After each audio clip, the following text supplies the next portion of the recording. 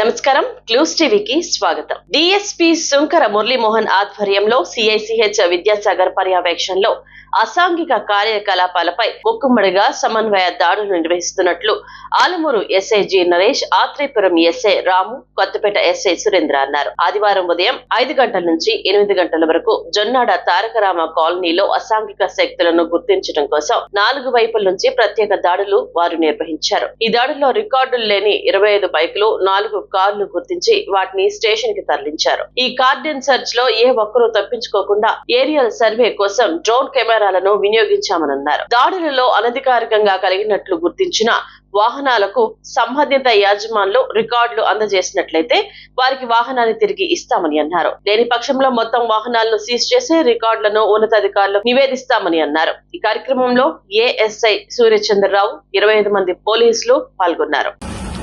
అందరికీ నమస్కారం అండి. ఈరోజు డాక్టర్ బిఆర్ అంబేద్కర్ కోనసీమ జిల్లా ఎస్పీ గారు ఉత్తర్వుల ప్రకారం కొత్తపేట డిఎస్పీ గారు శ్రీ శంకర మురళీమోహన్ గారు ఆధ్వర్యంలో రావులపాలెం సీఐ గారు విద్యాసాగర్ గారు, ఆలమూరు ఎస్ఐ నేను, ఆత్రేయపురం ఎస్ఐ గారు, కొత్తపేట ఎస్ఐ గారు వారి సిబ్బందితో అందరితో కలిసి ఈరోజు కార్డినల్ చర్చ నిర్వహించడం జరిగింది.